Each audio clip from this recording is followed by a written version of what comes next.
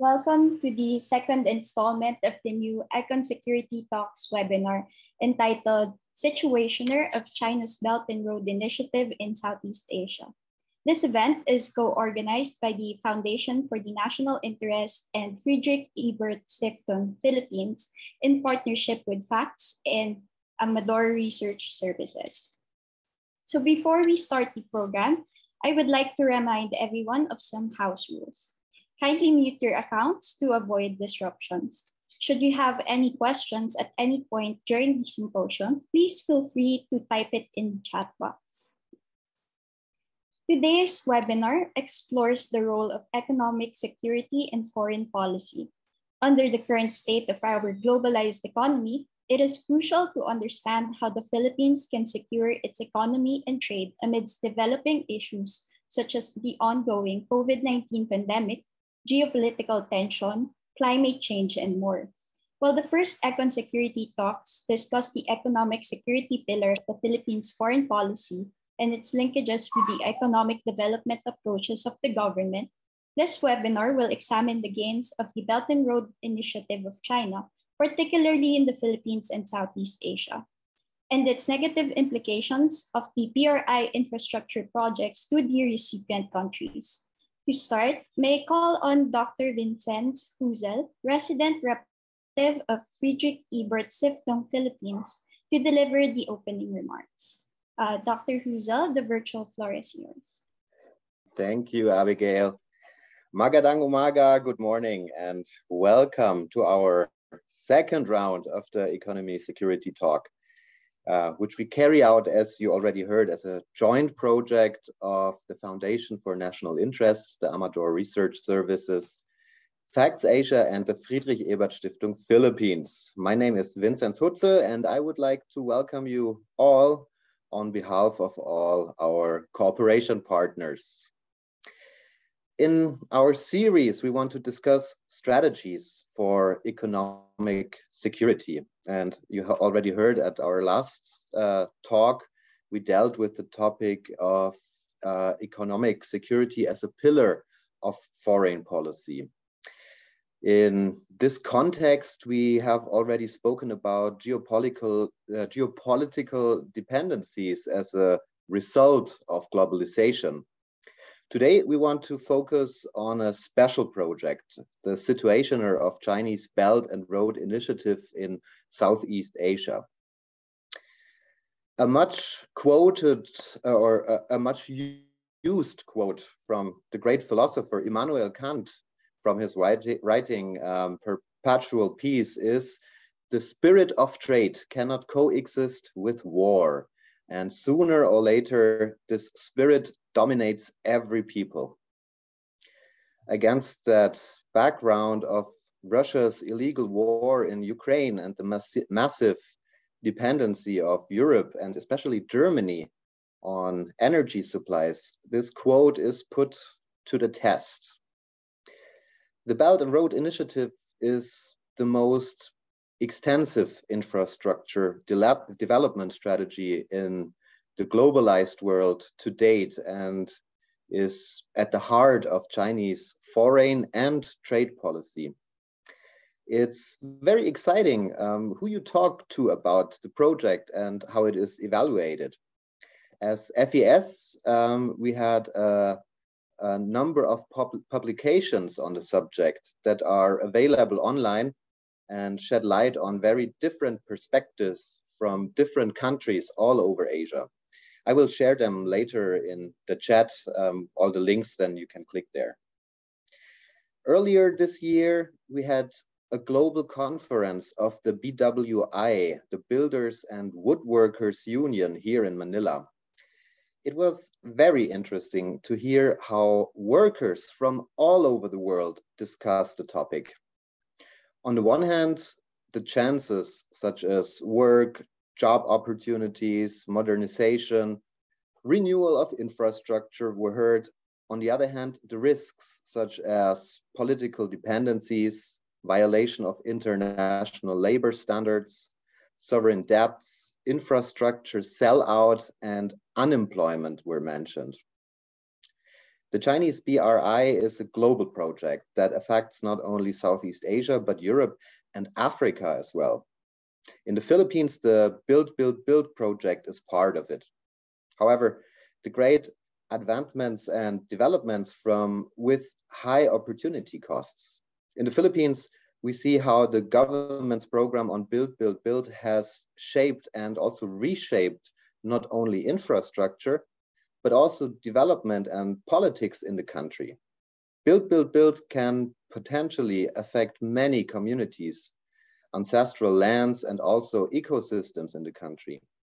There are also other dimensions equally important to look into that are seldom discussed, and those are the social and ecological dimensions, how our projects will affect the local communities, the environment, the supply chains of goods and service, the labor conditions, and protection of rights. As FAS has a commitment to sustainable growth and people-centered development. In addition, we also deal with geopolitical issues, which have developed completely new during the last years. Against the current rapidly changing backdrop of global politics, it is important to re-examine the Belt and Road Initiative and to critically examine the opportunities and the risks. So I'm very proud, happy, and curious to be able to discuss the topic with our experts today. Dr. Alvin Camba as the keynote speaker, and as a reactor, we have Irene Chan with us, as well as Jed Rabena, who will give us a video message. All of them will shortly be presented in detail by Abigail, but I want to say already thank you at that point to be with us and joining us today. But we also have a lot of expertise in our audience, as far as I can see, which I would like to invite already now to join the discussion later with questions, remarks, and comments. You're very welcome to do that. And last but not least, I would like to thank Sir Julie Amador and his team from Amador Research Services, the Foundation for International Interest, and Facts Asia, as well as my team from the Friedrich Ebert Stiftung Philippines for organizing this event. I wish us all exciting and inspiring lectures and instructive discussions. And so, Abigail, the stage is back yours. Maraming salamat and mabuhay.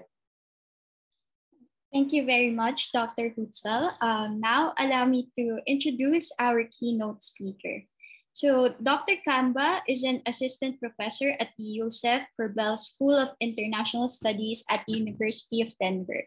He is also an affiliate faculty at the Center for International Environment and Resource Policy at Tufts University.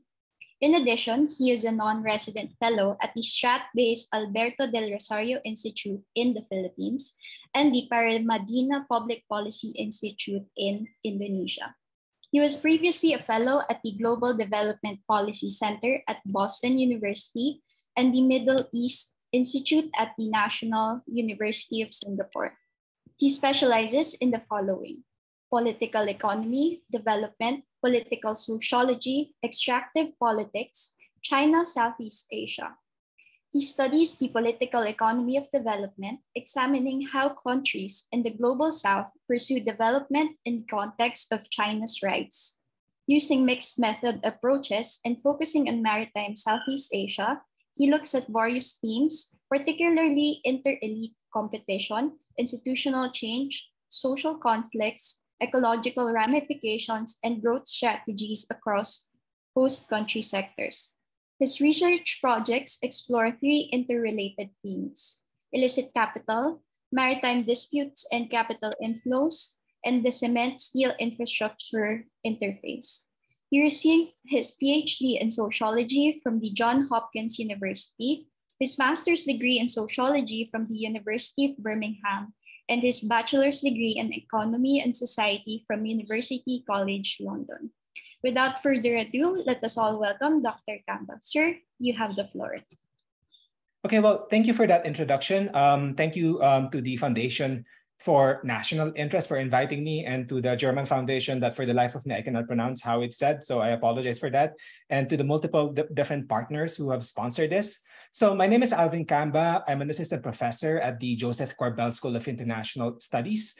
That's my permanent appointment for 3 months during the summer. I actually work with the Fletcher School on a couple of projects, so I'm an associate faculty with them.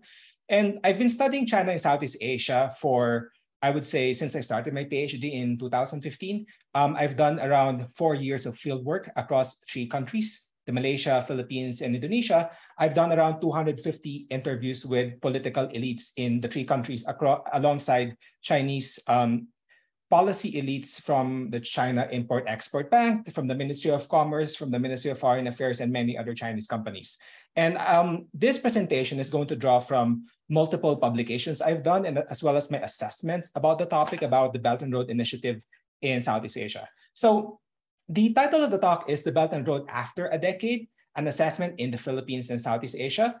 And I'm going to look at the structure of my presentation would simply look at question and main points. And then I'm going to focus on 3 arguments, which would be, I'm going to talk about them one by one. So I don't want to like sort of flag it right now. And then future direction of the Belt and Road, or where it is going.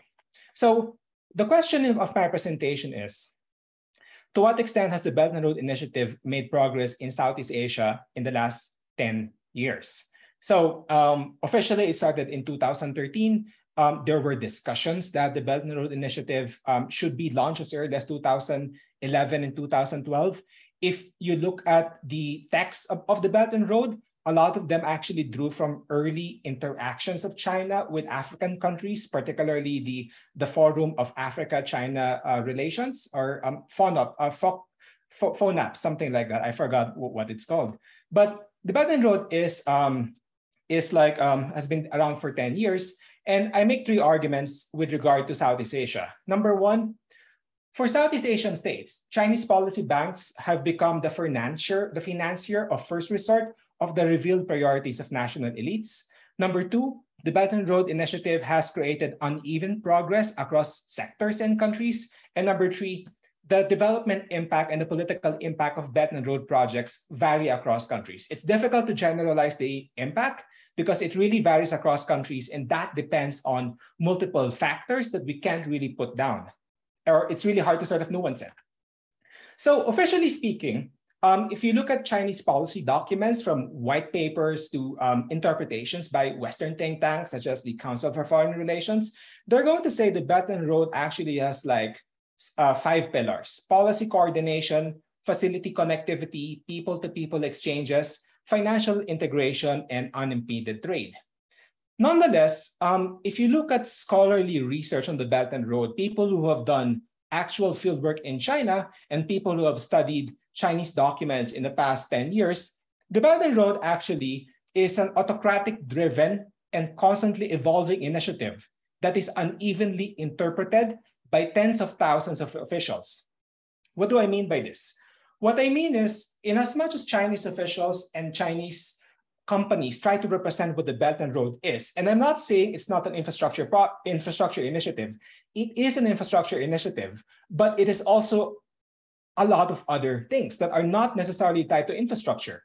This goes back to the nature of the Chinese government. There is a perception that the Chinese government is this like centralized top-down government in many parts of the world. But if you look at research on Chinese political economy and Chinese politics by people who have actually done data analysis and fieldwork in China, that's not what they found. In fact, the Chinese government from the 1980s up until like around 2010 was a very, very fragmented government. There are multiple actors competing with each other. And the way policies are forwarded in China is it's uneven, it's asymmetric, and sometimes they contradict each other. Now, increasingly, since the ascendance of the new General Secretary Xi Jinping in 2013, China has started to centralize a bit more, but it's still fragmented. It's a mixture of fragmentation and centralization, okay? That's what's important about China. Now, for an autocrat like the current General Secretary to continue his power or to consolidate his power, he needs to constantly create policies that are going to be national and that are going to be important and that will be interpreted by multiple actors in different ways that will forward the Chinese agenda. That is the Belt and Road Initiative. It was a pronouncement in 2013, and very few Chinese officials knew what it was. It was interpreted differently by different ministries, different companies, and there are millions of Chinese companies, different provinces, and different elites in China. And they ended up in contradictory, somewhat convoluted programs across the world. That is the reality of the Belt and Road Initiative in the first few years. Now, this is not specific to the Belt and Road. In the 1990s, China implemented the Great Western Development Strategy, and in early 2000s, they implemented the China Goes Global. All of these are major development initiatives in China, and all of them started as vague, and eventually actors interpreted them and created policies out of them. And that is basically the nature of the Chinese government, the nature of Chinese policy making, and the nature of Chinese projects. Nonetheless, despite the contradictions of the Belt and Road, despite its amorphous starting points, what are the aims of the Belt and Road? Number one, it's to offset overcapacity. The Chinese economy has encountered contradictions in the past, I would say 10 to 15 years, precisely because of state-facilitated loans that do not generate enough economic returns. In order for the economy to earn money, they need to send companies outside, and they need to support these companies to go outside of China and to invest and to build infrastructure projects. The Chinese government maintains its legitimacy by creating economic returns. So firm operations and employment are guaranteed precisely because you have the Belt and Road. Of course, geopolitics comes into play, expanding influence in Southeast Asia, South Asia, Europe, and the West, and geoeconomic as well. The Belt and Road is all about creating a Chinese-led globalization and increasing the competitiveness of the Chinese firms and the Chinese economy.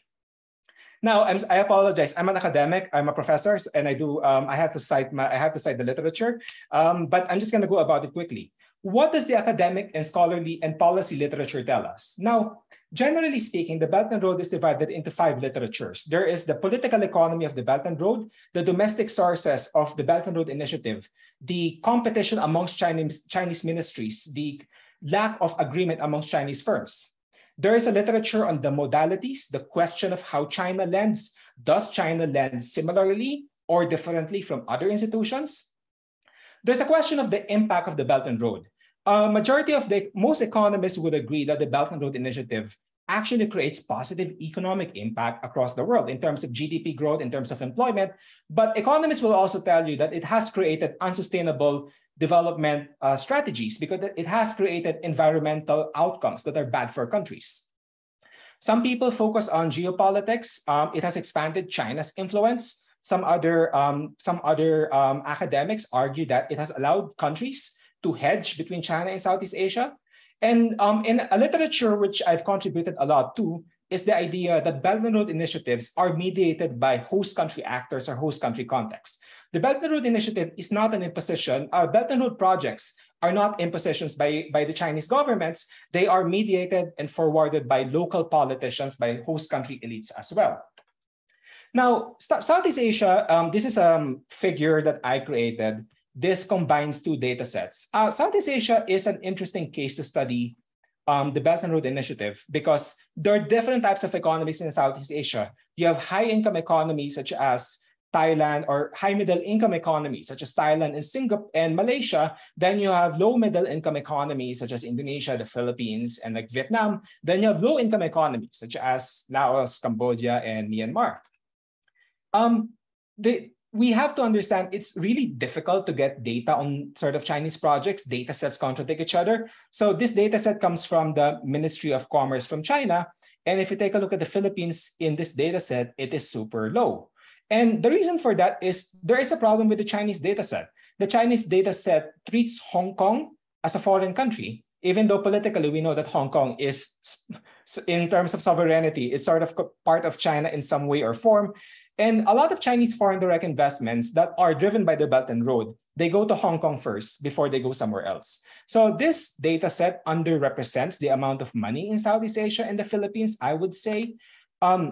If you look at the Bangko Sentral ng Pilipinas, which is the central bank of the Philippines, There is some remarkable increase in terms of Chinese foreign direct investment during the Duterte administration. And I would say by 2020, this actually reached to $2.1 billion if you take a look at the recent data.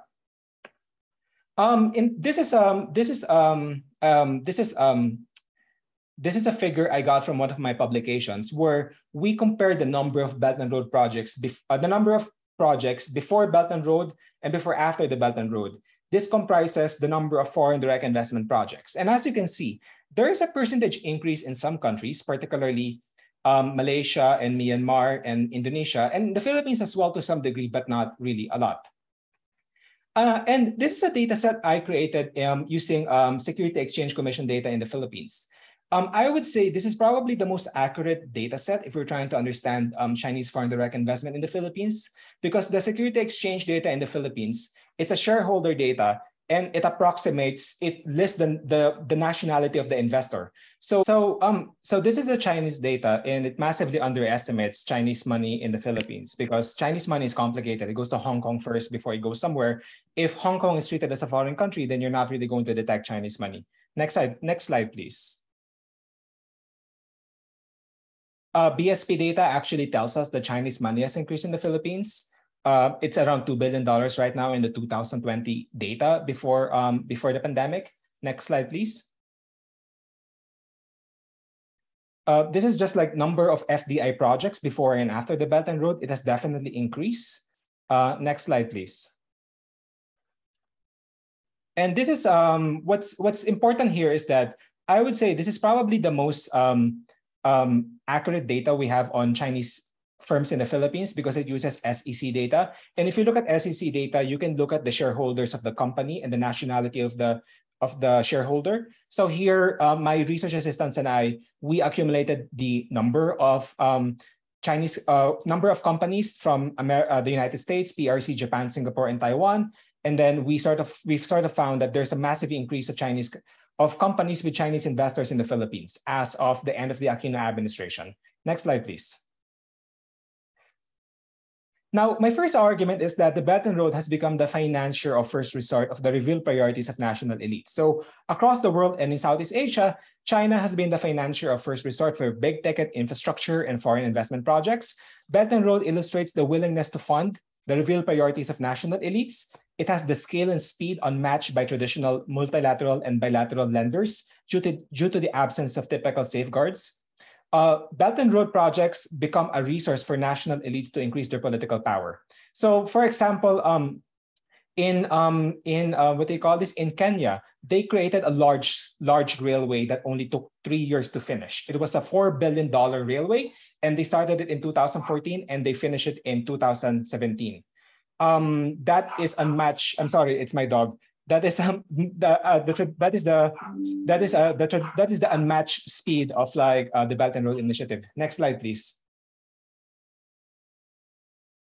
This is a publication I have examining the 2 dam projects in the Philippines, the Kaliwa Dam Project and the Chico River Pump Irrigation Project. Next slide, please. As many of you know, both projects have started since the 1980s, and it was revived in the Aquino administration. Then there were some delays, and the Duterte administration started it, initially changing the financier from the private companies in the Philippines to the Chinese Export-Import Bank. Next slide, please. This is fieldwork that I've done in the Nakpil village in the Philippines in 2019. This is illustrative of projects that, this is illustrative of, I would say, processes that were a bit unclear, and the local villagers were actually sent away, and it was a relatively abandoned village in central Luzon. Next slide, please.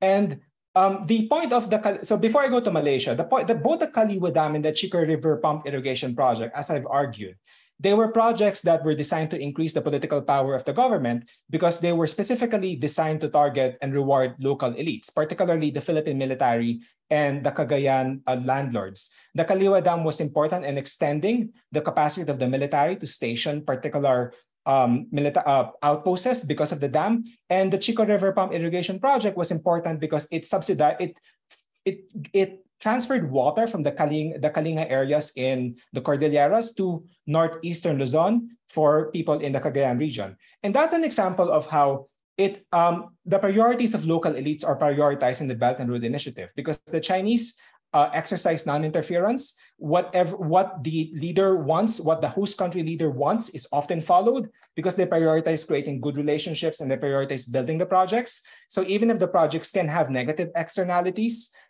it matters less to the Chinese. And it's very similar to Malaysia, where the Chinese Import-Export Bank funded ECRL that became a major issue because it was an embezzlement scheme to funnel money from the ECRL to the 1MDB, which would like enrich Najib Razak in Malaysia. Next slide, please. And it is a very similar process to, and this is me doing fieldwork in Indonesia. This is a very similar process to Indonesia, where the Jokowi government did not want the Chinese projects to take the form of loans. They wanted Chinese projects to be the Chinese projects to be foreign direct investments. So it doesn't appear in their loan portfolio and it looks good on the country. So if you take a look at the Jakarta-Bandung Railway, it is not a Chinese loan. It is a Chinese foreign direct investment. Although some people say it is what they call a special purpose vehicle, it is a loan that is hidden in the form of an investment because the joint venture company running the Jakarta-Bandung Railway got money from the Chinese Development Bank. So it's sort of a foreign direct investment, but it's also like a loan inherently. Next slide, please. The second argument I have is that there is unevenness in the progress of Belt and Road projects, and it depends on host country institutions, politics, and project type. Generally speaking, there's a popular notion in the Philippines that the Japanese projects are fast and the Chinese projects are slower. I argue that it is difficult to compare Belt and Road and Japanese projects because China and Japan fund different types of projects. Institutions also vary across and within receiving countries.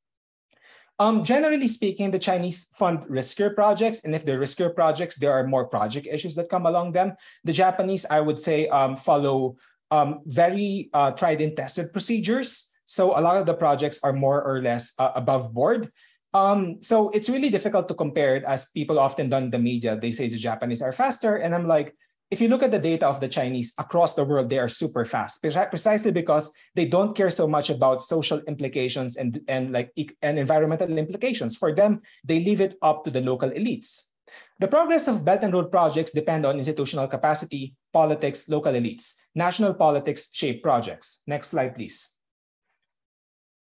I'm sorry, this is a bit too low, but you can, these are the Belt and Road projects during the Duterte. It's a bit too small, but this is the Belt and Road projects during the Duterte administration. And I would say like approximately four projects have actually made major progress / completed. And some people said it's too low. And I don't think that's the case, really, mainly because China is a new financier in the Philippines, and therefore it's sort of expected that the projects in the Philippines would take a longer time compared to like the Japanese projects. So in Malaysia, there were a lot of Belt and Road projects. Approximately half of them were delayed / canceled because of the 1MDB scandal against Najib in 2018, where politicians came in and kicked out Najib and installed Mahathir in power. Since that date, Belt and Road projects in Malaysia have actually stalled, and there's very little to no progress in terms of Chinese projects in Malaysia up until today. Next slide, please. And this is a big difference from Indonesia. In Indonesia, there are a lot of successes in the Belt and Road projects, precisely because you have an administration that is very clear in their priorities, and you have a consensus that the Chinese money is good for them. So a lot of like Belt and Road money went to power plants, like coal-fired power plants. They went to nickel smelting facilities, and they went to infrastructure projects. Next slide, please. Now, there is uneven progress. In Thailand, there are very little infrastructure projects, but there is more success in foreign direct investment projects. For instance, this is the Sino-Thai Railway. It was discussed in 2014, and up until now, there is very little progress. This is Yingluck Shinawatra, who was arrested / kicked out of power in 2014 by the present Thai Prime Minister. Next, please. Next slide, please. This is the Myitsone Dam in Myanmar. And it started as early as 2007, and until 2014, it has been delayed, and it's been delayed ever since because local villagers protested against the project, despite Myanmar being an autocratic government, supposedly. Next slide, please. I'm just going to go about this quickly. So this is like, this would be the largest SOEs in, so this is a table I created with my colleague. And the largest Chinese SOEs, they went mostly to Indonesia and Malaysia. We had very little in the Philippines. Next slide, please. In terms of a mixture, in terms of big private companies and SOEs in heavy manufacturing, we have some in the Philippines, but most of them went to Indonesia and Malaysia as well. Next slide, please. We have success in getting smaller companies that are consumption driven. So a lot of Chinese companies in what we know as the POGO actually went to the Philippines, and they're not Belt and Road projects, but they're actually influenced by the Belt and Road. And this is an example of it. If you look at the data, we have a lot of like Chinese companies in consumption, in hotels, in entertainment centers. I'm sure some of you are familiar what they are. Next slide, please. My third argument is that there is an unevenness in the political and economic impact of the Belt and Road. The Belt and Road projects typically flow into existing industrial structures and industrial strategies and political structures. In Indonesia, it has reinforced value-adding projects. In Malaysia, it has flowed into market-oriented foreign direct investments. In the Philippines, non-Belt and Road projects, Belt and Road firms take advantage of the Belt and Road to advance their interests. These are the online gambling firms. Now, generally speaking, in the economics literature, there's a very clear impact that Belt and Road projects are positive economically. There is a mixture of findings on the political impact. Some people say it drives countries to become authoritarian. Some people say there's no effect. The impact on social and ethnic politics remains to be seen. It's a bit unclear what is the impact on the social life of like the receiving country. Next slide, please. This is me doing fieldwork. I'm the one in the middle in the Indonesia Morowali Industrial Park. This is a very interesting project. It's a smelting factor. It's a big smelting complex. And traditionally, Indonesia has been exporting nickel to China and many parts of the world. They turn nickel into stainless steel goods, particularly the ones used in electric vehicle batteries. The Indonesian government made a deal with the Chinese company that is funded by the Belt and Road that instead of building mines, they should build smelting facilities. So they should just smelt it inside Indonesia instead of going out of China. Now that is positive in terms of industrialization, but some people say it's actually negative in terms of environment, and it's negative as well in terms of the mining companies. Next slide, please. This is the Malaysia-China Kuantan Industrial Park. Just like the Indonesia project, it's an industrial park. The big difference is that in Indonesia, there is some sort of industrial upgrading and value addition in place. At the same time, the Indonesian government mandated the Chinese company to train the Indonesian workers into eventually taking over the technology. So eventually, after 5 years, the Indonesian workers would not need the Chinese workers anymore. In Malaysia, it's different. There's a very clear structure in the economies where the Chinese workers take advantage of the more advanced like technologies and more advanced processes, while the Malaysian workers do not. It's a very similar project, but the outcomes are so different. And the reason for that is because the Indonesian government negotiated differently. Next slide, please. This is everybody, all the Filipinos know what this is. This is one of my fieldwork in 2019. This is the Philippine online gaming operations. Officially, we call it POGO. It's actually online gambling. The online gambling firms are not Belt and Road Initiative companies, and they're actually not even officially mandated by the Chinese government. They're actually criminalized by the Chinese government. And I've been in operations where the PNP actually goes after them, and I actually talked with the Chinese embassy as well. What's interesting here is that they are driven by Chinese citizens and Chinese nationals who are not inside China, but they went to the Cayman Islands and they went to the British Virgin Islands, and they reinvested in the Philippines using this particular offshore financial centers. And one of the reasons they went to the Philippines is precisely because we have a really, really competitive service sector. We have the call center industry that that services the West. It's a very similar structure, except they're using like gambling instead of like business process outsourcing. So this is one of the biggest in the Philippines. And as you know, since the pandemic, it has contracted ever since. And there's some conversation right now about closing it down. I'm not sure to what extent is that serious. Next slide, please. Now, this is in Cambodia, where I did fieldwork as well. It's an online gambling it's very similar to Pogo, but there's a big difference. The one in the Philippines is much more structured, it's much more advanced, it's much more orderly.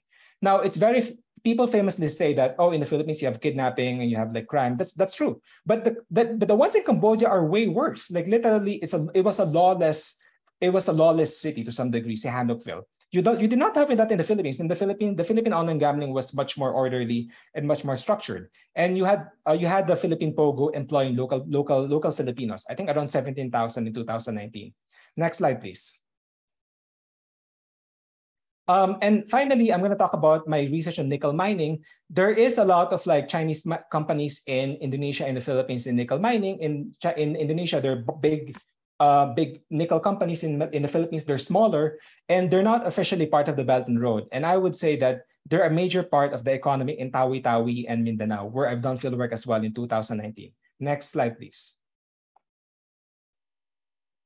And there's a question of what is the impact on the population?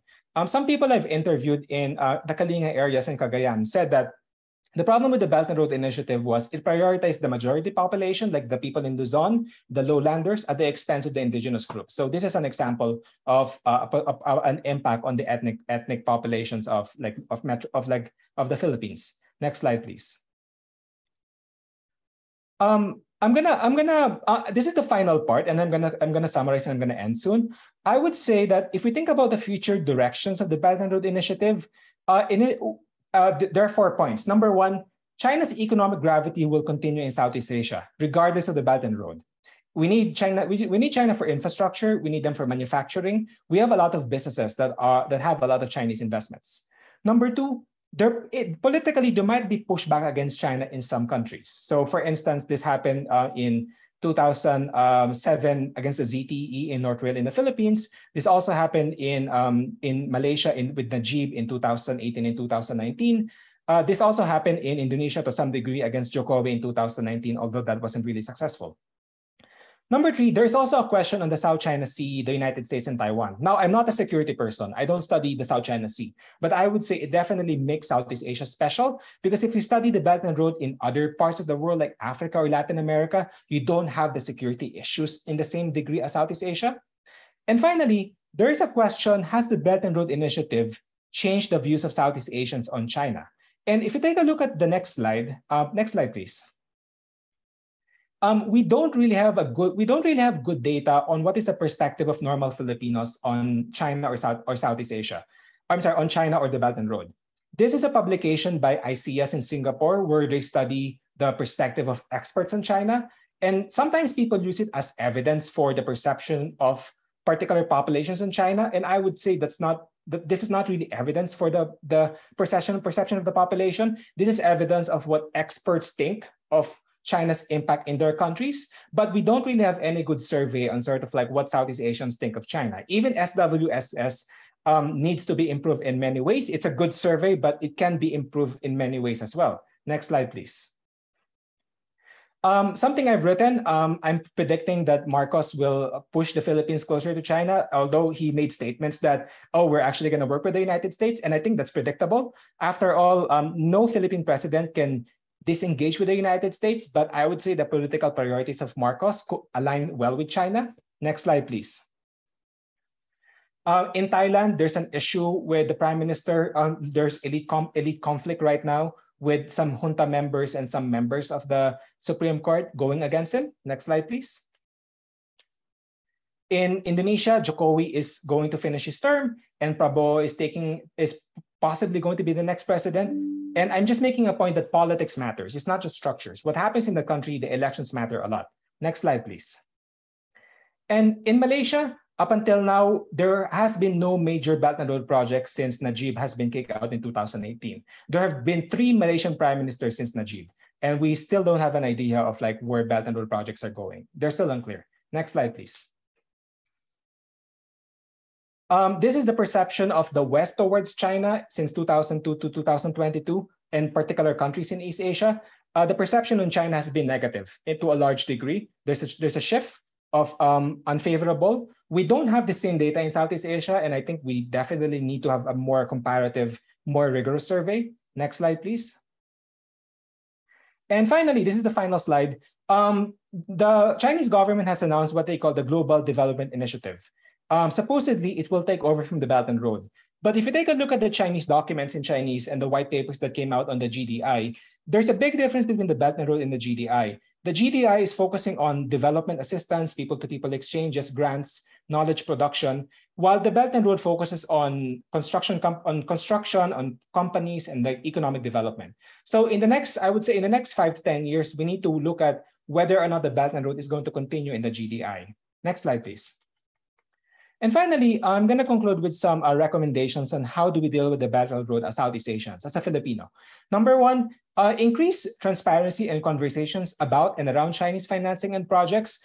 I would say we have I would say there is a lot to improve in the Philippines and other Southeast Asians on how we think about China. Like even the perception that China is a autocratic centralized government is incomplete. It's also very fragmented. Number two, strengthen the capacity of journalists, politicians, analysts, and civil society actors to analyze and scrutinize Chinese projects. If you look at a lot of journalistic reporting on Chinese projects in the Philippines, they call it Chinese investments. And like if you look at what the Duterte administration has been saying, they call it investments as well, but that's not really accurate. Foreign direct investment is different from development finance. There's also portfolio investments. There's securities. There's assets. There's mutual funds. There are many, many different types of investments. Even in development finance, there are many different types of projects. There's concessional loans. There's PBC. There's preferential buyer's credit. There's export credits. Different types of projects create different effects and create different asymmetries in terms of who benefits and who doesn't. We need to increase the capacity of us Filipinos and us Southeast Asians to understand these things. Third, expand the avenues of participation for non-elites in development, finance, and business. I would say corruption is allowed and rent-seeking is enabled if we don't have good public participation. And finally, we need to strengthen parts of the economy to harness Belt and Road projects. Like what Indonesia has done to some degree, they've actually harnessed Belt and Road to pursue industrialization, and they've increased value-added industries in their economies. I would say as the Philippines, it's time to do the same eventually, and maybe we can get there in this administration. Next slide, please. Apart from that, thank you very much. I look forward to your questions. Apologies for taking a bit too long in terms of the slides. All right, thank you very much, Dr. Camba. So to provide the reaction to Dr. Camba's presentation, the video recording of Dr. Aaron Jed Rabena will be played. So Dr. Rabena is a program convener at the Asia Pacific Pathways to Progress in Manila and Associate Fellow at the Philippine Council for Foreign Relations. His research interests include strategic studies, geopolitics, East Asian international relations, and Chinese politics and foreign policy. He previously served as senior lecturer at the Asian Center in UP, became a visiting fellow at the China Institute of International Studies in Beijing, and is an alumnus of the East-West Center in the United States. Dr. Rabena obtained his PhD in International Relations from Shandong University in the People's Republic of China. Without further ado, may we play the video? Okay. Firstly, my thanks go to the FNI for the kind invitation to be a panelist to Dr. Alvin Camba's presentation on China's Belt and Road Initiative in Southeast Asia. As you play this video, I'm currently on a plane back to Manila, and so my apologies if I can't be with you, all in real time. Nevertheless, I hope that you would find my thoughts valuable. So what I'll say today will partly be drawn from what I've written about the BRI, particularly about China's Belt and Road Initiative in the Philippines.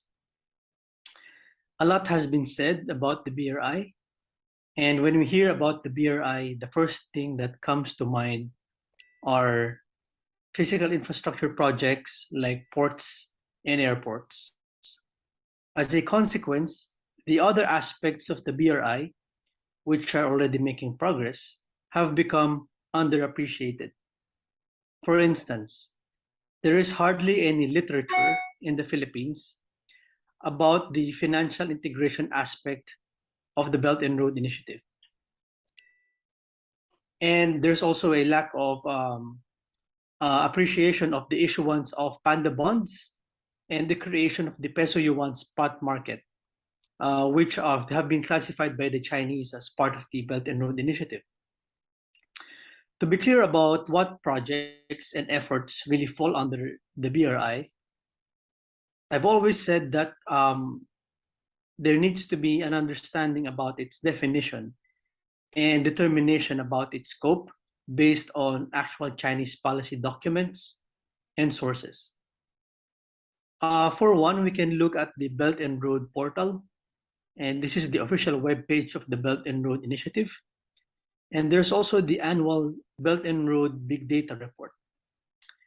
For country-specific classifications, the Chinese Embassy in the Philippines has issued a primer on the Belt and Road Initiative. I believe that it's important to note that the BRI has the so-called 5 connectivities. There's the policy connectivity, trade and investment connectivity, financial integration or financial connectivity, and the sociocultural connectivity, and of course the infrastructure connectivity. And this is why the Chinese Embassy in the Philippines has touted greater policy coordination, meaning synergy of policy agenda, increased trade and investments, financial agreements, and people-to-people ties like tourism and Philippine access to the Chinese labor market, and the creation of a Chinese cultural center as part of the BRI. However, interestingly, also, not all Chinese projects in the Philippines, for example, the Mindanao Railway project, the Makati Subway project, Davao City Coastal Road, and the Samal Island Davao City Connector project have not been explicitly labeled as part of the BRI.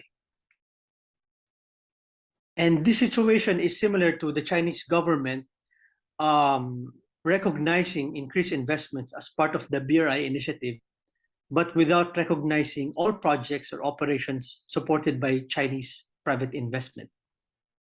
So in other words, as long as private Chinese investments and development projects promote socioeconomic connectivity, mutual dependence or interdependence, and advance bilateral ties between China and a BRI member state, they arguably uphold the spirit of the BRI. And given the widespread impressions about China as a monolithic state, the question that we can pose is, are POGOs part of the BRI or Philippine offshore gaming operations or online gambling? The answer is no. This is because the Chinese government, has flatly disowned and has repeatedly asked the Philippine government to shut it down because it is giving China a bad name, and it also creates social instability in China. And so we can say that if an investment is considered illegal in China, it is, of course, not part of the BRI. And in the Philippines, there are a range of concerns or a host of concerns about the BRI. Many projects have been marred with irregularities. For example, China Telecom's investment, the Kaliwa Dam, Safe Philippines, Chico River Project, all of them have been controversial. The concerns range from economic, meaning debt trap, the non-use of local labor, social, particularly the lack of consultations with affected stakeholders, environmental, and also geopolitical.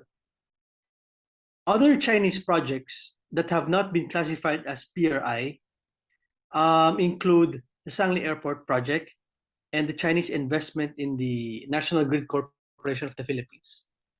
Also because of also on grounds of national security.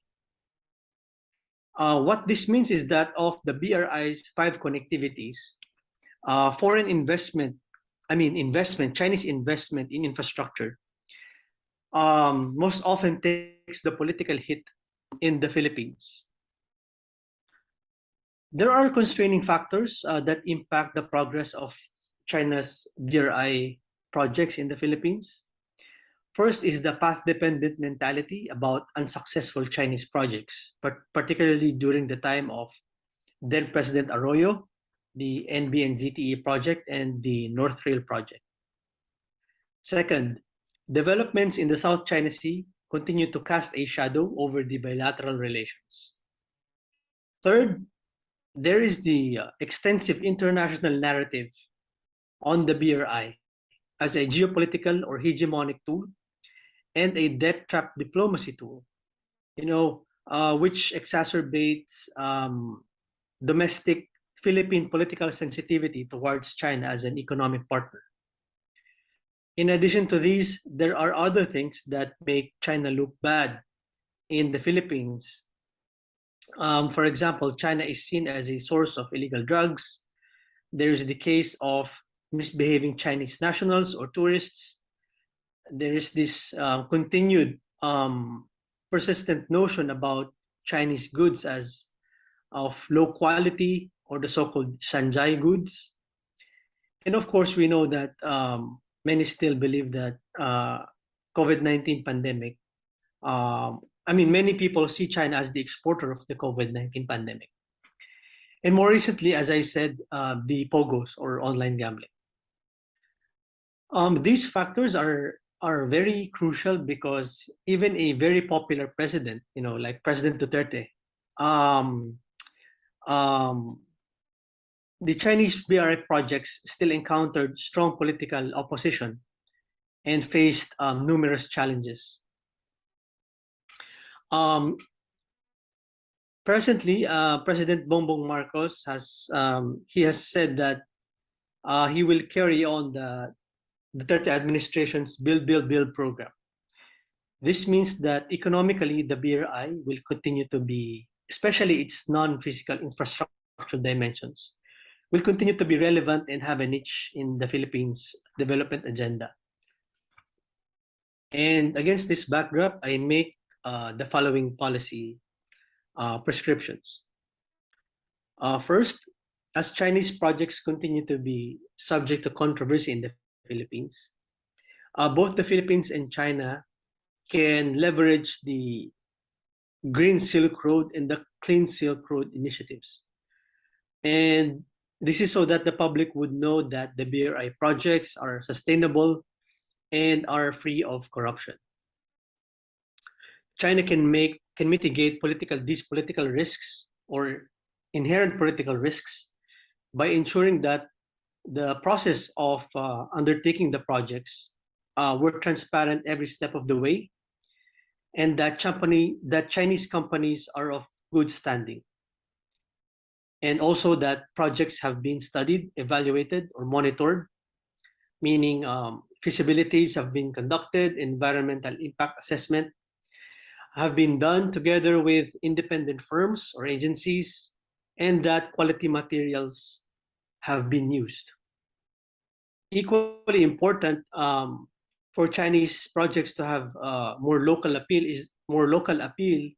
is that China should banner that its projects are aligned with good governance and anti-corruption efforts. For example, the OECD standards, and that China harshly enforces anti-corruption efforts just as they do at home.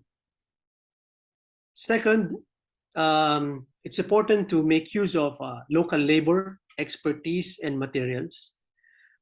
This needs to be publicized because there is a widespread perception in the Philippines that China brings all its workers and does not employ local labor. Third, China has to, as I said, double down on transparency and quality, given the prying eye of the Philippine public and the presence of a critical media in the Philippines. and of course the unfolding periodic tensions in the South China Sea or West Philippine Sea. Fourth, risks can also be mitigated through stakeholder engagement. I think Chinese companies need to win the public opinion and local community support for projects to really be successful. The Chinese government is correct in supporting the priority projects of the Philippine government, such as the Build, Build, Build program. But the problem is that sometimes Chinese companies are not well immersed in the local communities, and there is a lack of publicity about the projects that are being done. So, which is why the Philippine public is not aware of the gains made as far as Chinese projects are concerned. Fifth, there is a need to properly manage the disputes in the South China Sea, West Philippine Sea, so as to allay geopolitical and security concerns. Because whatever happens in the South China Sea or West Philippine Sea spills over to whatever China does in mainland Philippines. Sixth, the BRI deals are not a one-way street. The Philippine government needs to ensure that BRI projects are mutually beneficial and that they would contribute to the Philippines' economic agenda. Seventh, it can also be suggested that Chinese companies understand and avoid association with unpopular Philippine politicians, as this will affect the image and reputation of their projects. As with any country, any project is subject to the political swings and cycles of the host country, meaning that if an opposing government takes over the helm of political leadership, it is likely that certain projects will be put under scrutiny, as we all know, this was the case in Malaysia and Sri Lanka. And so the Chinese side must also be on the lookout for factional infighting between political groups, local or national elites, as they could drag China into their political mudslinging.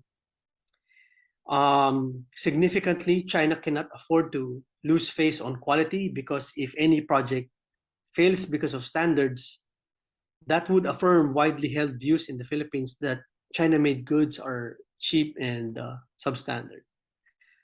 And lastly, with all that I've mentioned, with all the above mentioned, Chinese companies or China can employ a better PR strategy so that the Philippine public can more appreciate the value of the BRI or the value of Chinese projects.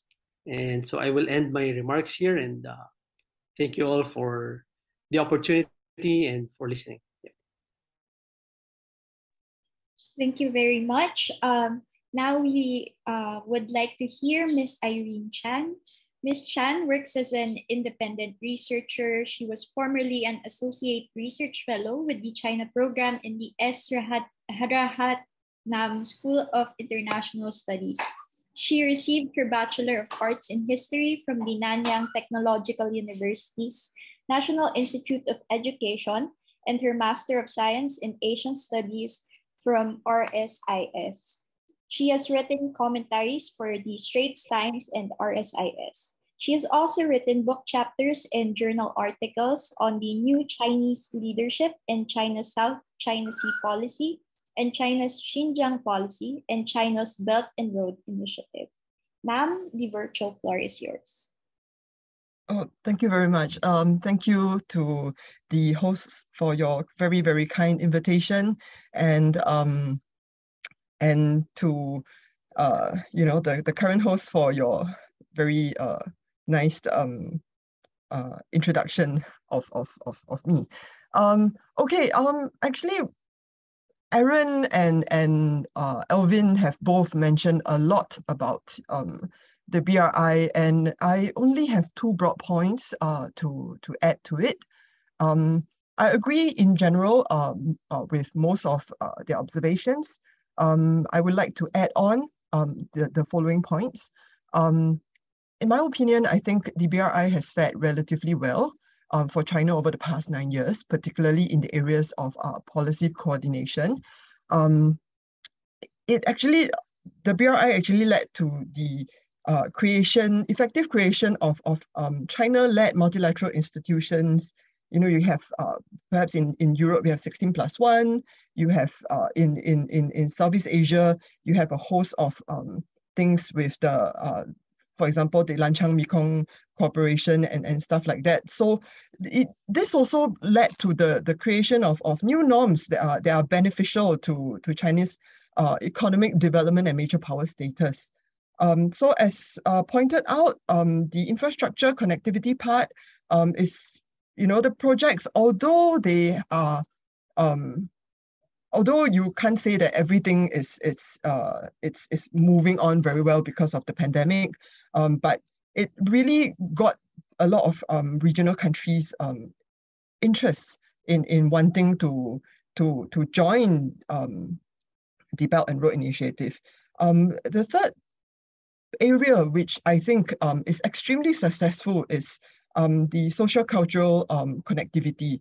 So the Belt and Road Initiative actually has succeeded in cultivating a lot of multi-level partners and supporters for cooperation with China. So the supporters includes this includes encouraging the development of networks and launching of activities which involve provincial and local authorities, different political parties, influential individuals, which which includes influential business leaders, the royalties of the royal families of different Southeast Asian countries, and chambers of commerce, the media, and other social cultural entities. Right, since 2013, we have numerous non-governmental BRI-related associations, sprouting across Southeast Asia along, occupational and identity grounds, and all this involves the business leaders, the PMETs, former officials, local ethnic Chinese communities, and the alumni of Chinese universities. So in that sense, it's pretty successful. But however, when it comes to BRI being a mixed bag, anything can be BRI. But okay, so here I'm going to talk about how BRI. There are people who say, oh, BRI is a threat to the current geopolitical, geoeconomic order. But then again, for instance, but it's not really true. So for instance, if you are looking at the digital BRI, even though that it was reported that the BRI cross-border settlements hit record heights in 2021, it's unclear that how BRI has single-handedly driven this record breaking heights. Okay, and then because the main obstacles for the internationalization of the RMB and the digital yuan is China's lack of financial openness and the RMB's limited convertibility, right? And then it should be noted that the majority of BRI investments were settled in USD rather than RMB. And then it's also unclear to which extent, to what extent has BRI helped in neutralizing China's perceived US-led regional encirclement, which was exemplified by the US Asia-Pacific rebalancing and the ongoing free and open Indo-Pacific strategies. So my next point will be the fact that the BRI will live on. The Chinese President Xi Jinping is poised to enter his third term in office, and there are no clear successors in sight. So he will definitely be able to ensure that his legacy concept will live on in various forms, and then goalposts can be shifted to show that the BRI has achieved a lot of successes.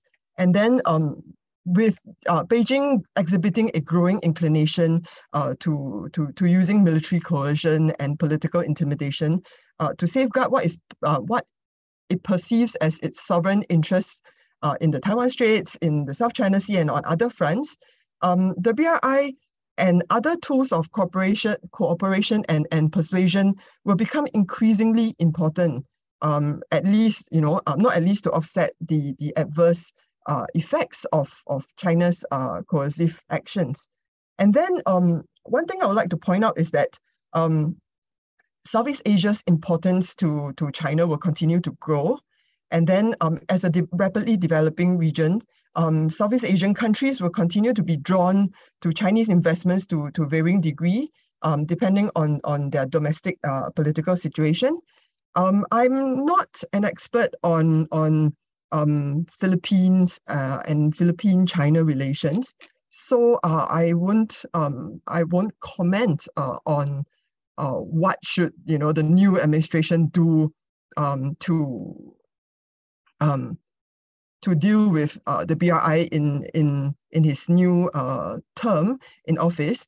But what I would like to echo is that echo the two gentlemen, is that we definitely across the board throughout Southeast Asia, we should improve transparency and communication, as well as third-party scrutiny of for all Chinese investments and Chinese-funded projects. The next one we should definitely do is to improve the local knowledge and understanding of China and geopolitical issues through our own perspectives, rather than through Chinese media or through Chinese influencers. And last but not least, there's definitely a need to improve on the stability of domestic politics in this region, and because this gives the instability gives China or any other major power, to be fair, the ability to come in and to influence the local politicians, and to impact on the way countries are handling this current volatile geopolitical situation. Yep, that's all that I have. Thank you.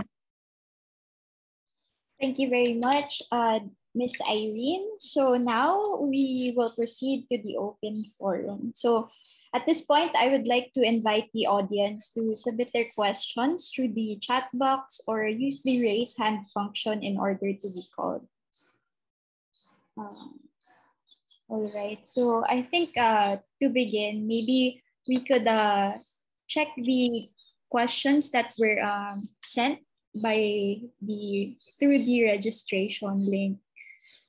So to begin, there is a question on the sincerity of China in promoting the welfare of its neighbors. So I've seen that on various accounts, some issues have resurfaced regarding such interventions promoted by China. So what we would like to ask is that does the BRI benefit China more than its Southeast Asian counterparts and the Philippines?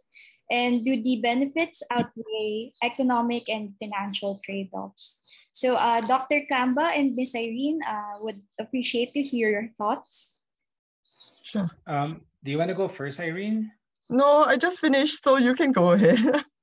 Let me catch my breath. Sorry. Okay. That's a really difficult question to answer because you have to define two things. Number one, you have to define what China is. Chinese firms, there are millions of Chinese firms. Then you have to define which Chinese actor. There are many types of Chinese actors, from policy banks to Chinese companies. There are hundreds of thousands of them. And it's hard to define. How can you think about the motivation and the sincerity of an actor if you can specify what an actor is? That's the first problem with that question. I'm just deconstructing it, but the question is good because I get this all the time, especially from students here, or when I present in the State Department or the Department of Defense, in particular subcommittees here in the US, I get the same question. The other problem with that question is the benefit. How do you define what the benefit is? in modern day economics, an economic benefit has a trade-off with environmental. There's an environmental trade-off. Sometimes you create economic benefit, GDP increase or employment, or let's say input-output acceleration, which is another form of like economic benefit, that creates political problems as well. So I would say that there's no clear answer. Is it China benefiting more? Is it Southeast Asia benefiting more?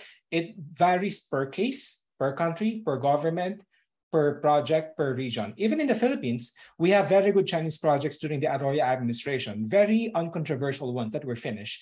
And then when Pinoy came in, he sort of like announced the projects, and he I like Pinoy, but like he took the credit for finishing those projects, even though it was Arroyo who started it.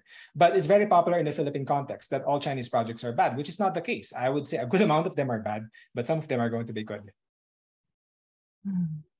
All right, thank you very much, Dr. Camba. Ms. Irene, would you? I mean, I do agree that it is very hard to give a blanket statement that which side is benefiting more and which side is benefiting less, because there are so many actors, and there are so many different rationales for making whatever investment that has gone on, right? But then again, when it comes to private enterprises, private Chinese investments, a lot which are coming out were coming out prior to the pandemic into Southeast Asia, they are primarily profit driven, but at the end of the day, it's very convenient for Beijing to repackage it and to say that, look, I'm spreading largesse, I'm spreading the benefits to everybody, right? But that's basically high level talk. A lot of it that I see, driven by profits, mainly, yeah. Oh, if I could add one, I'm sorry, if I could add one more thing. I'm sorry, Irene. I'm gonna add to Irene's answer actually. Sure. The scientific literature on private versus public companies in China is also super murky. In the Chinese context, when you say a private company, it's hard to say, is it just private, or to what degree are they tied to, let's say, the Communist Party?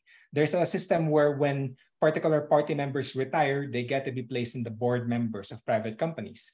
And then some state companies in China, specifically the lower levels ones, the city level or the municipal level, in the Philippines, that's like the barrio or the sitio, they are state companies, but they don't really have a lot of power because they literally belong to really, really small places that are just driven by their economic returns. So that is what makes the Chinese government and Chinese economy complicated. We use terms such as private or public, but we can't really encapsulate what's happening. We need a new language to sort of understand these things. And then the other thing is that despite the unevenness of, let's say, economic benefits, one thing that's super clear is the Chinese economy needs to export its excess capacity, its capital.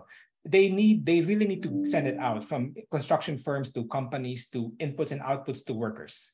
That is what they need in order to continue. Otherwise, the economy is going to stagnate and eventually slow down permanently. All right. I think on a related note, Sir Cedric posted this question in the chat box. Perhaps we could relate it to the discussion on the benefits. Are there concrete data on the return of investment comparisons and from other investments initiated in other countries? I know that Dr. Camba mentioned that on the accuracy of China investments in Southeast Asia are not accurate. So perhaps, sir, you could further elaborate on this. Do you want to go first, Irene, or should I just answer? I only have one point to add, is that I don't exactly trust, what do you mean by concrete data? I mean, I don't really trust the numbers that are coming out from China or anywhere else, because the way it is calculated and the criteria. So for me, what actually is concrete data? So yeah, Alvin, you can continue. I would so this is a general statement that is found amongst academics, right? The Chinese data is really murky and really In my view, it's not the problem with it's not just Chinese data. I would say Chinese statements or Chinese white papers. You always have to doubt them in many, many ways because they're projecting a view of who they are. Now, nonetheless, there are some papers that have came out in the past 3 years that have used more independent data from the World Bank, IMF, and something that's much more, I would say, independent and something much more verifiable.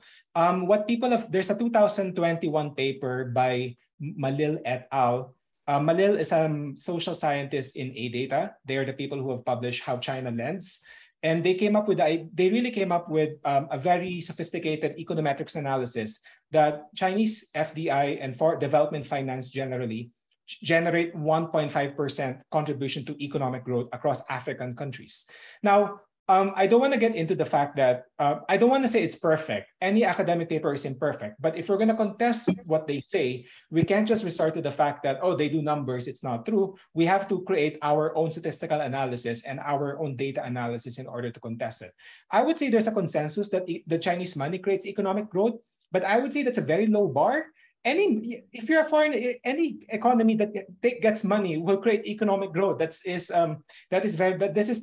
everywhere, whatever capital there is, whether it's Indian or like Malaysian or European.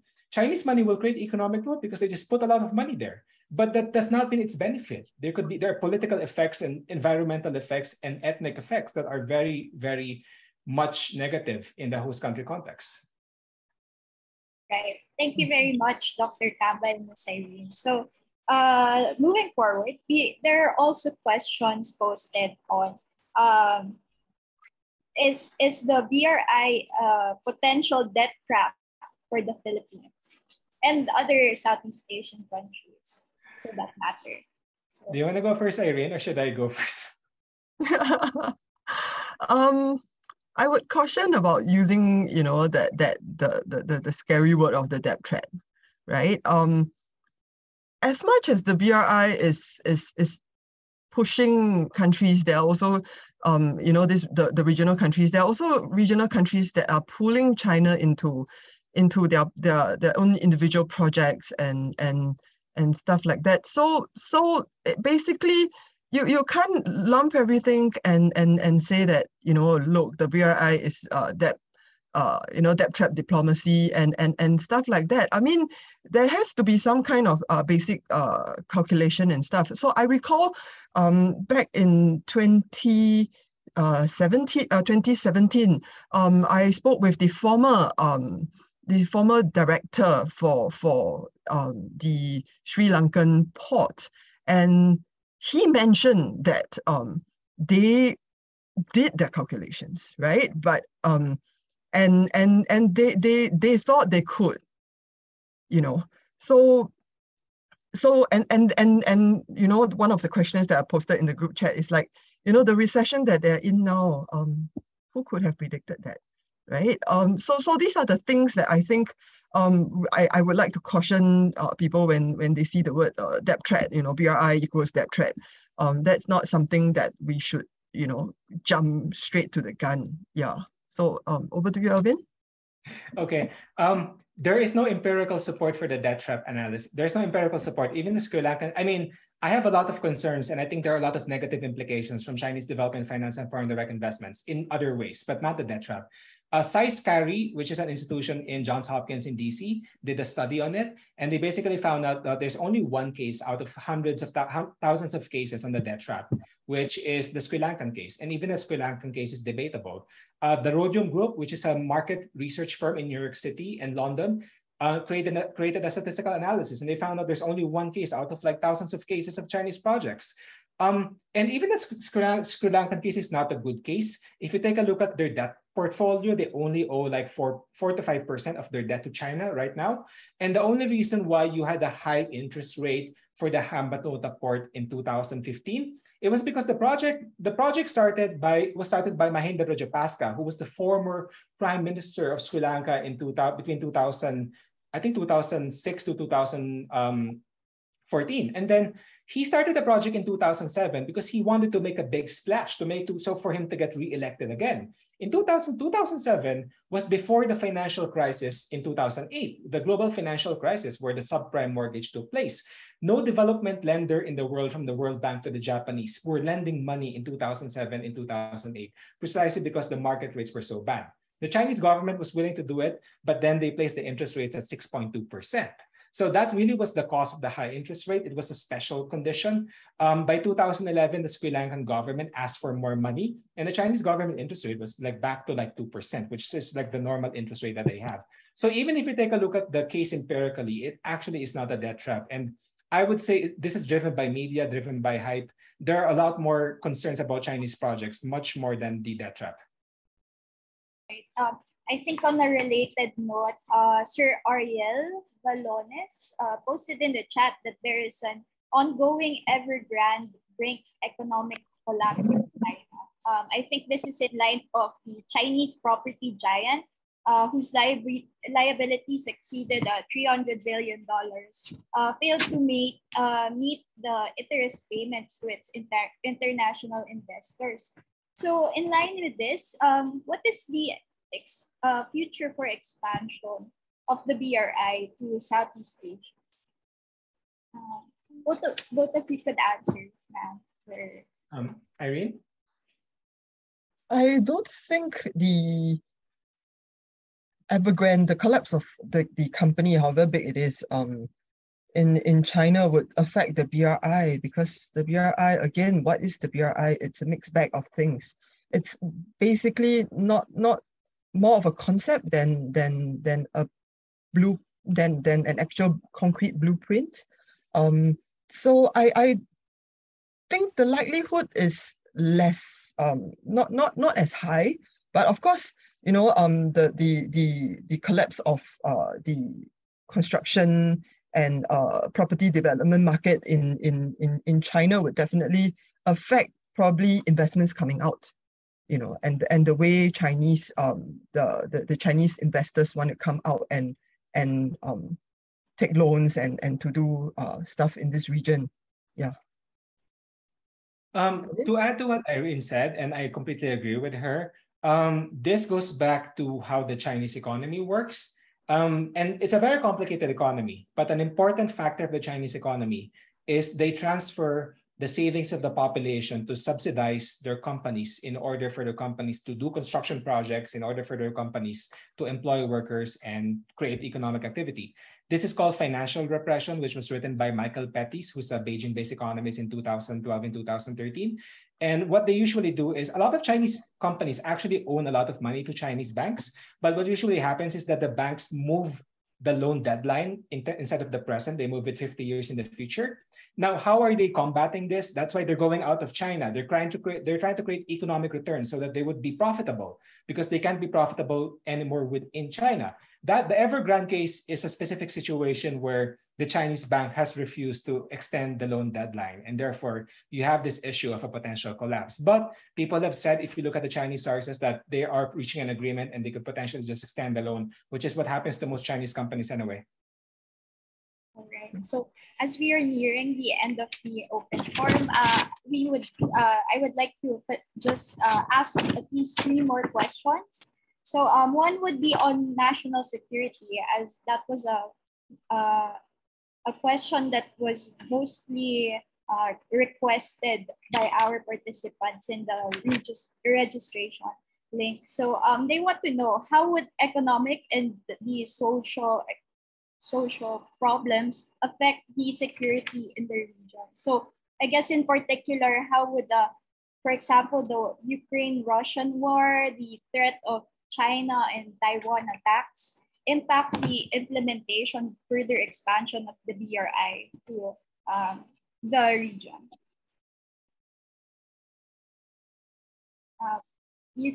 Ms. Irene, would you like to answer the question?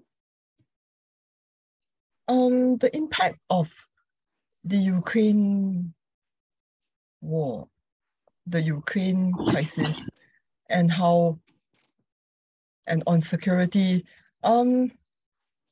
as tense as the situation is in the Taiwan Straits, I don't think, I think Beijing will exercise a lot more constraint on, on using military action against Taiwan. So there are a lot of people that have said that, a lot of analysts have said that, the Ukraine war is going to, impact on how it's going to give China the biggest excuse to use military force to take back Taiwan. But if you are looking at it, the recent visits, high-level visits from U.S. Leadership to Taiwan, China has exercised a lot of restraint, right? When it comes to when it comes to what has been going on, right? They could have easily intercepted Pelosi's plane, and escalated the issues, escalated the matter way beyond what they did. But they exercised that restraint. So I don't, because they also needed to focus on, the upcoming 20th Party Congress as well.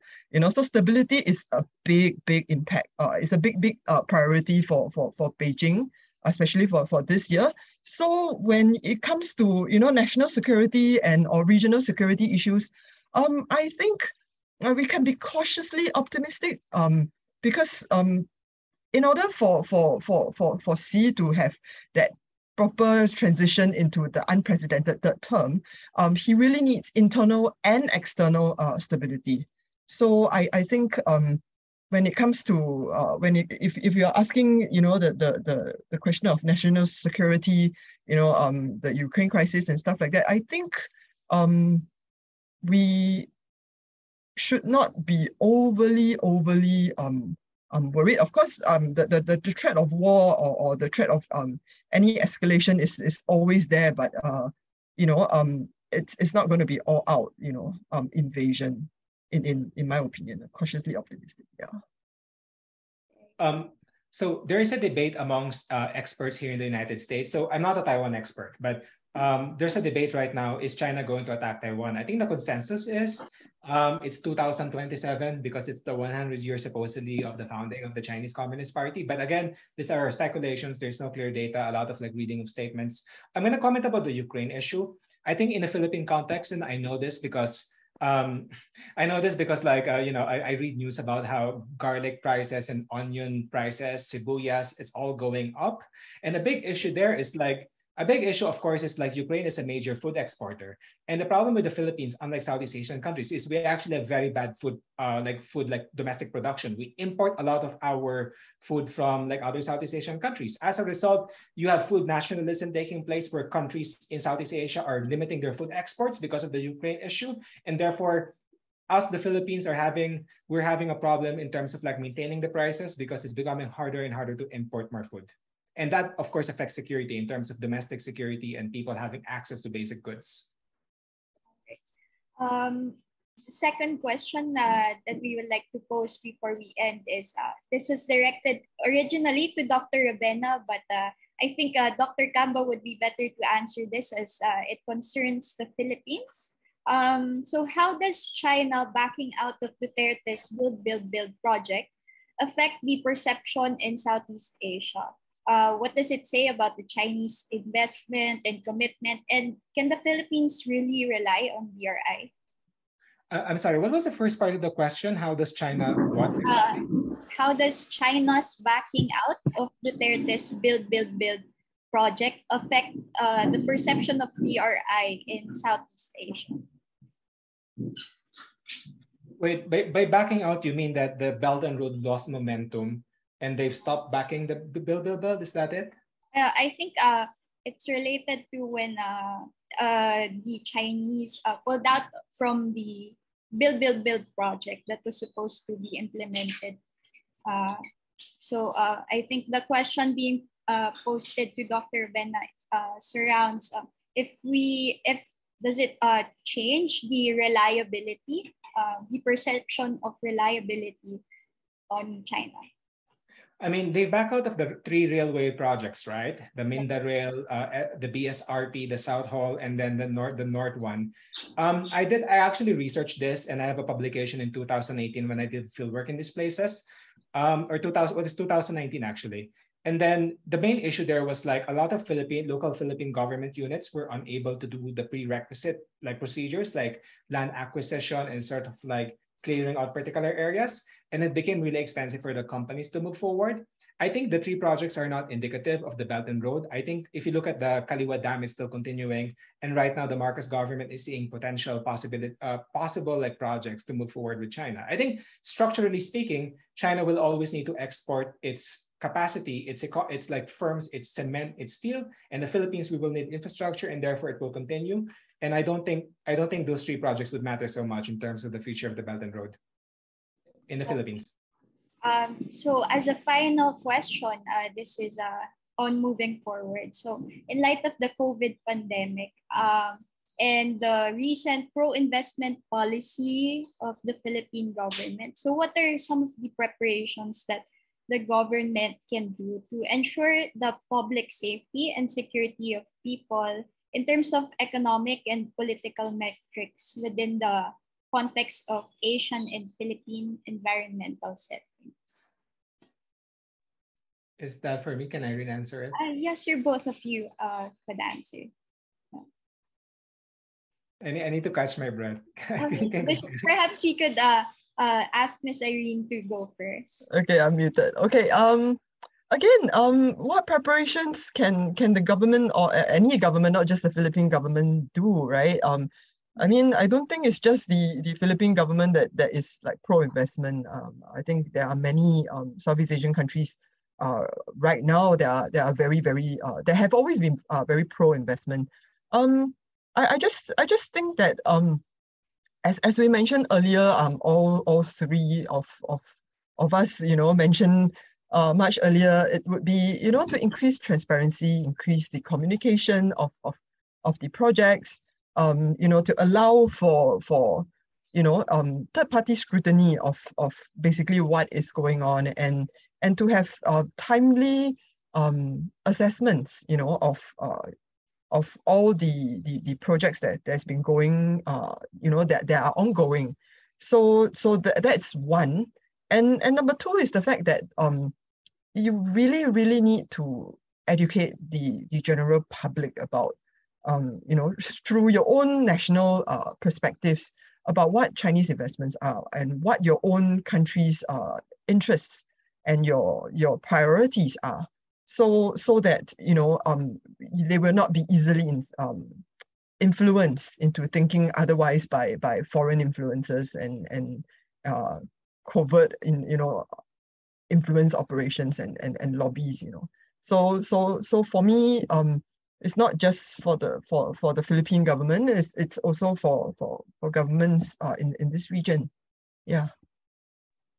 Just to add one last thing, I think it's possible to use the Belt and Road Initiative as a multiplier effect, but it has to be a multiplier effect on positive growth-enhancing projects. That means strengthening Philippine government programs on, let's say, food resiliency, on industrial policy, on sort of foreign direct investments, making sure rules and regulations are followed.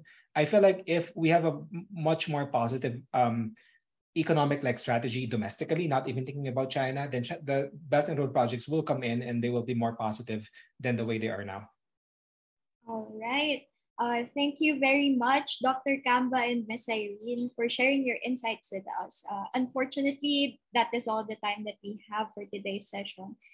So to close, I would also like to thank the organizers, the FNI, Dr. Hutzel, Friedrich Ebert Stiftung for making this event possible.